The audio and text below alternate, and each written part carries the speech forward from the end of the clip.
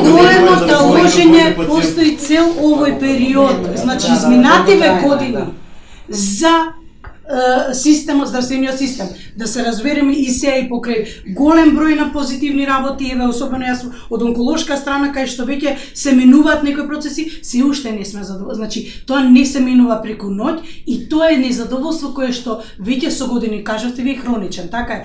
Значи хроничните работи им треба малку подолго време за да се изменаџираат. Мораме за тоа, значи постои во моментов проблем, така и ова акутен проблем, без разлика што е како е го предизвикало, ја сум од тие кои што предпочитат да видиме што можеме да направиме, како докторите кои што навистина се, значи вие да се заштитите како добри доктори, така, значи дали од почитување на правилата, дали од почитување вие да можете да ги казните, а ние од наша страна да направиме некакви обуки, правата на пациенти ги правевме. Значи ние, нели, дете да ги зголемиме интензивно, да, затоа што едни без други не можеме. Ние сме секако оние кои што ја поддржуваат. Тоа е пример кој што мора да има довера.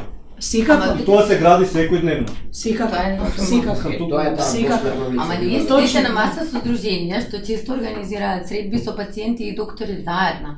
Затоа што ние веруваме дека на поинаков начин не можеме да ги можеме. Ние работиме така. Ама јас морам да ви кажам дека мене ми требаа 5 години за на маса да седам 10 доктори кои треба да работат заедно, а претходно не сакаат да работат заедно.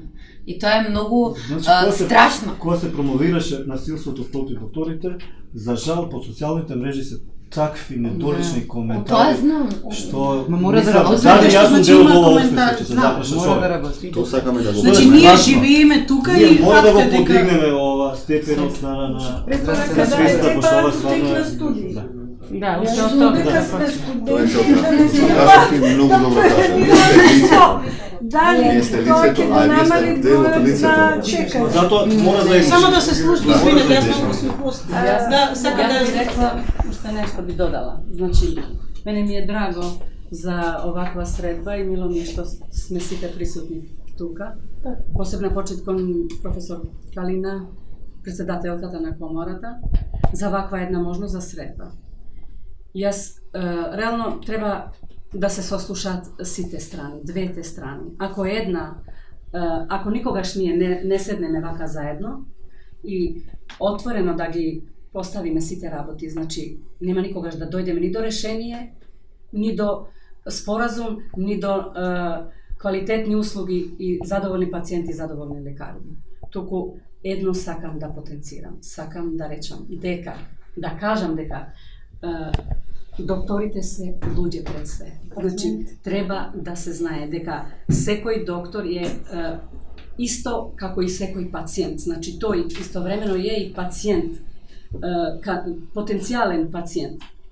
Така да имамо различни карактери. И од доктори, значи не можеме да речеме дека сите доктори не се квалитетни, не ја вршат, значи тука не правимо никаква дистинкција. Значи, ја реално би сакала да имамо дистинкција, овој доктор име и презиме и толку. Жалам за толку лоши коментари кон докторите. Не сакам јас како доктор лично да се фалим за моите само со убави зборови кога ми рекол пациент дека сум го излечила.